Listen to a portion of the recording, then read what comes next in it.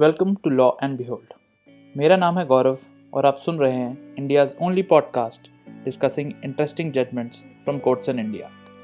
चलिए मेरे साथ एक ऐसे सफ़र पे जहाँ किस्से हैं, कहानियाँ हैं और कुछ कानूनी पहलू भी, एंड इन सब के लिए just law and behold.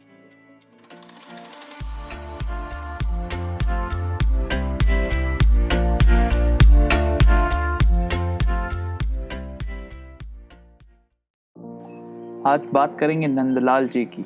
Nandlal एक ऐसे शख्स जिन्होंने एक मुकदमा किया है प्रॉपर्टी को लेकर एक और वकील साहब पे।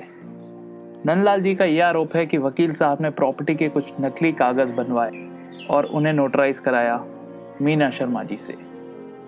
मीना शर्मा पेशे से वकील और एक नोटरी जो कि काफ़ी सालों से ये काम कर रही हैं।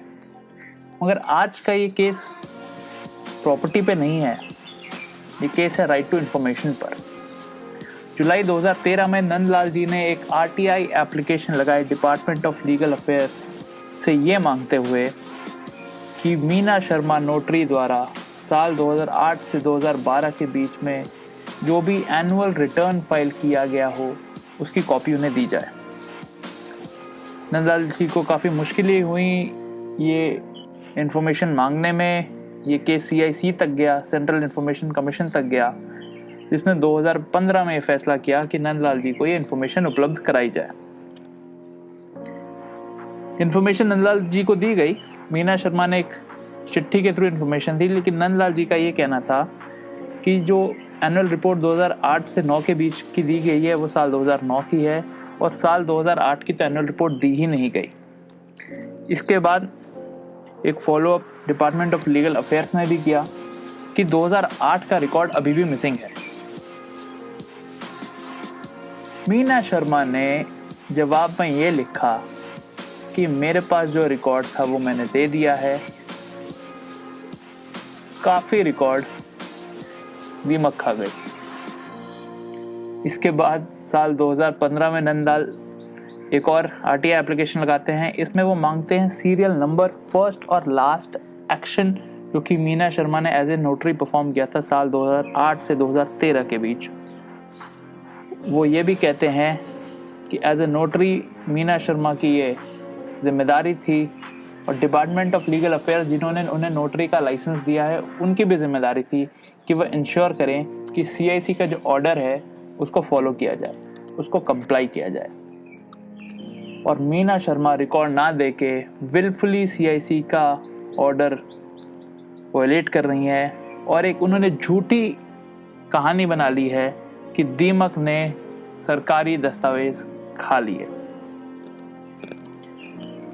जो दूसरी आरटीआई एप्लीकेशन थी उसके बाद डिपार्टमेंट ऑफ लीगल अफेयर्स, क्योंकि उनके पास खुद ये फाइल्स नहीं होती, वो मीना शर्मा को एक और चिट्ठी लिखते हैं कि नंदलाल जी ने ये चीज़ें आपसे मांगी हैं, आप प्लीज़ उन्हें दे दीजिए, आप प्लीज़ उन्हें हमें दे दीजिए ताकि हम नंदलाल जी को फॉरवर्ड कर सकें। साल 2015 में यह मामला फिर CIC के सामने पहुंचता है, जहां पे मीना शर्मा ये कहती हैं कि जो फंक्शन है नोटरी का वो कॉन्फिडेंशियल है और उसके लिए वो रिलाई करती हैं आरटीआई एक्ट के प्रोविज़न पे और एविडेंस एक्ट के प्रोविज़न पे। और वो कहती हैं कि किसी थर्ड पार्टी के पास वो राइट नहीं है कि वो किसी और पार्टी की कॉन्फिडेंशियल इन्फॉर्मेशन को पा सके। एक नोटरी के रजिस्टर में ऐसे हज़ारों लोगों की इन्फॉर्मेशन हो सकती है जो कि कॉन्फिडेंशियल है और नंदलाल जी को दूसरे लोगों की इन्फॉर्मेशन पाने का कोई हक नहीं है। वो ये भी कहती हैं कि नंदलाल जी काफ़ी पुराने रिकॉर्ड्स के लिए मांग रहे हैं। उन्होंने पुराने रिकॉर्ड्स देखे थे जो कि उनके डिस्पोज्ड ऑफ फाइल्स के साथ रखे थे। ढूंढने पे उन्हें कुछ रिकॉर्ड्स मिले जो ठीक थे, कुछ को दीमक खा गई थी और कुछ को तो कम्प्लीटली दीमक खा ही चुकी थी और कुछ नहीं बचा था। इसलिए सिर्फ साल 2013 का रिकॉर्ड जिसको दीमकों ने आधा खा रखा था वही साफ करके मिला। इस बारे में मीना शर्मा 25 मई 2015 को तिलक मार्ग थाने में FIR भी लगाती हैं और एक चिट्ठी लिखती हैं सरकार को 4 अगस्त 2015 को। 2016 में CIC ये नोट करता है क्योंकि मीना शर्मा ने इन्फॉर्मेशन नहीं दी थी और ये ग्राउंड ले लिया कि रिकॉर्ड को दीमक खा गई, वो ये इन्फॉर्मेशन दें। लिस्ट ऑफ नोटरी रजिस्टर जिसको दीमक खा चुकी है, लिस्ट ऑफ नोटरी रजिस्टर जो कि दीमक के अटैक से बच चुका है, थोड़ा पार्शियली डैमेज्ड है, वो ऑफिसर्स कौन इन्वॉल्व हैं इतनी सीरियस नेग्लिजेंस के लिए, और नोटरी जिनका रजिस्टर बहुत इंपॉर्टेंट चीज़ है उसको ऐसे ही कैसे छोड़ दिया गया, और इस घटना के लिए क्या एक्शन लिया गया। CIC ये डिमांड करता है कि जो रजिस्टर को दीमक खा चुकी है उसे कमीशन में प्रोड्यूस किया जाए और सर्टिफाइड कॉपी जितनी भी डॉक्यूमेंट्स की मिल सकती है वो दी जाए। 11 अप्रैल 2016 के फैसले में सेंट्रल इंफॉर्मेशन कमीशन ये ऑब्जर्व करता है कि किसी भी नोटरी की ये लीगल ड्यूटी होती है कि वो इम्पॉर्टेंट डॉक्यूमेंट्स रजिस्टर प्रोटेक्ट और प्रिजर्व करे। अगर किसी रिकॉर्ड को कोई दीमक खा जाती है तो नोटरी को एक्सप्लेन करना होगा पब्लिक को कि ऐसा होने से उसके प्रिवेंशन के लिए उन्होंने क्या स्टेप्स लिए थे। सेंट्रल इंफॉर्मेशन कमीशन ने कहा कि मीना शर्मा जो कि कायदे से सरकारी ऑफिसर नहीं है लेकिन वो डीम्ड PIO हैं क्योंकि वो एक पब्लिक ड्यूटी कर रही हैं, और उन्हें एक शो कॉज नोटिस दिया गया कि उन पर मैक्सिमम पेनल्टी क्यों ना लगाई जाए। CIC ने अपने ऑर्डर में पाया कि उन्होंने एक glaring example of poor record maintenance देखा है जिसके कारण एक जेन्युइन RTI एप्लीकेंट को उसकी इंफॉर्मेशन मांगी हुई इंफॉर्मेशन नहीं दी जा रही है। This is a case of serious negligence, lethargy, complacence and preservation of public records. ये भी कहा गया कि मीना शर्मा ने एज ए नोटरी कोई कदम नहीं लिया था अपने रजिस्टर्स को प्रोटेक्ट करने के लिए, और जब हियरिंग हुई सेंट्रल इंफॉर्मेशन कमीशन में तो ना ही मीना शर्मा ना ही डिपार्टमेंट ऑफ लीगल अफेयर्स के अफसरों ने कोई दुख जताया, कोई खेद जताया। उल्टा उन्होंने ये ग्राउंड लिया कि दीमक का खा जाना फाइलों को is an act of God.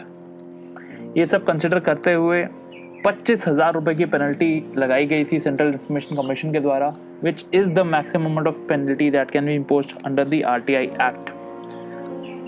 और इसकी रिकवरी ऑर्डर की गई थी 5 इक्विटेबल इंस्टॉलमेंट में मीना शर्मा की सैलरी से।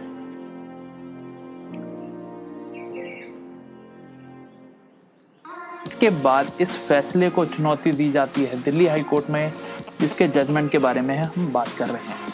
तो दिल्ली हाई कोर्ट में केस फाइल होता है, कई इंटरिम ऑर्डर होते हैं।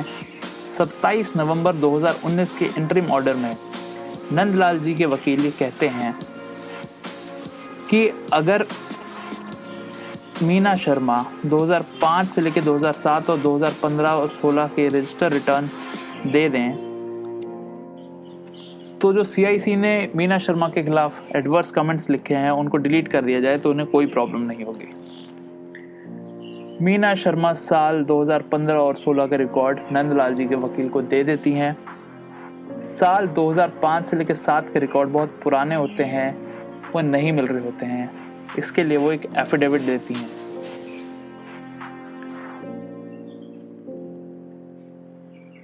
डिपार्टमेंट ऑफ लीगल अफेयर्स भी हाईकोर्ट के सामने एक जवाब फाइल करता है। वो कहता है कि CIC ने जो ऑर्डर दिया है जिसमें डिपार्टमेंट ऑफ लीगल अफेयर्स के बारे में भी काफ़ी कुछ लिखा गया है, उसमें CIC ने एक बात नोट नहीं की है कि नोटरी का register department of legal affairs के पास नहीं होता है, उसकी कस्टडी में नहीं होता है।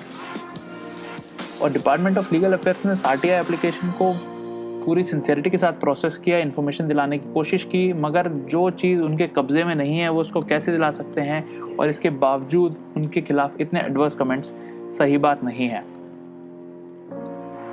अब क्योंकि 27 नवंबर 2019 का ऑर्डर जो हाई कोर्ट का इंटरिम ऑर्डर था उसमें लिखा था कि अगर कुछ इन्फॉर्मेशन मिल जाए तो केस सेटल किया जा सकता है, लेकिन फिर भी नंदलाल जी के वकील कहते हैं कि मीना शर्मा साल 2005 से लेकर 2007 के रिकॉर्ड के लिए करेक्ट फैक्ट्स नहीं दे रही हैं। उनका कहना था कि ये झूठ है। हाई कोर्ट के जज ऐसा नहीं मानते हैं। वह कहते हैं कि मीना शर्मा का एफिडेविट ये क्लियर कर देता है। वो लिखते हैं कि 15 साल पुराना रिकॉर्ड ढूंढना वाकई में मुश्किल बात है, जो इंटरिम ऑर्डर था, जो कंसेंट ऑर्डर था, उसको कंप्लाई कर दिया गया है और इसलिए CIC का जो फैसला है उसे क्वॉश कर देना चाहिए। लेकिन क्योंकि यहाँ आरोप लगा था कि कोई जानबूझकर फाइल नहीं अवेलेबल करा रहा है, इसलिए हाई कोर्ट इस मैटर को मेरिट्स पे भी देखता है। CIC की जो ऑब्जर्वेशंस काफ़ी सारी जो होती हैं उनको कंसिडर करता है। CIC ने एक बहुत ज़रूरी बात अपने ऑर्डर में लिखी थी। उसमें लिखा था कि एक नोटरी बहुत पैसा कमाता है अटेस्टेशन से और वो नेग्लिजेंटली अपना रजिस्टर नहीं छोड़ सकता बीमकों को खाने के लिए। नोटरी और रेगुलेटरीज जो होते हैं उनको ये समझना चाहिए कि उनकी बहुत रिस्पॉन्सिबिलिटी है रिकॉर्ड्स को लेके, और अगर वो कुछ इनएक्शन लेते हैं, नेग्लिजेंस के कारण रिकॉर्ड डिस्ट्रॉय हो रहे हैं, तो उनकी जिम्मेदारी फिक्स होती है। सरकार नोटरी बहुत सोच समझ के चुनती है, उनको बहुत जिम्मेदारी वाला काम देती है, तो वो नेग्लिजेंट नहीं हो सकते। मीना शर्मा जो कि नोटरी हैं, इतने सालों से वकील हैं, ये कह के नहीं छूट सकती हैं कि रिकॉर्ड्स को दीमक ने खा लिया। उनके रिटन और ओरल सबमिशंस ये शो कर रहे थे कि वो काफ़ी नेग्लिजेंट थी, केयरलेस थी और इस बात का उन्हें कोई रिमोर्स भी नहीं था। हाई कोर्ट के जज बोलते हैं कि CIC की जो ऑब्जर्वेशंस हैं ये थोड़ी मिसप्लेस्ड थी। ये कंटेंशन की नोटरी बहुत पैसा कमाते हैं, ये एक मिसप्लेस्ड कंक्लूजन है। अगर आप नोटरीज की हालत देखेंगे तो कोई बहुत ज़्यादा पैसा नहीं कमा रहे हैं। साल 2008 के रिकॉर्ड की मांग की गई है, 2006 से लेकर 8 के रिकॉर्ड की मांग की गई है। RTI एप्लीकेशन 2015 और उसके अराउंड फाइल की गई थी। अगर ये देखा जाए कि कितने मुश्किल कंडीशंस में नोटरी काम करते हैं, उनका कोई स्पेसिफिक प्रोसीजर नहीं है कि वो इस तरह रिकॉर्ड को स्टोर करें, तो ये पॉसिबल है कि दीमक ने रिकॉर्ड खा लिया होगा। और इस बात को ऐसे ही नज़रअंदाज नहीं किया गया जा सकता और ये नहीं कहा जा सकता कि एक नेग्लिजेंट एक्ट था।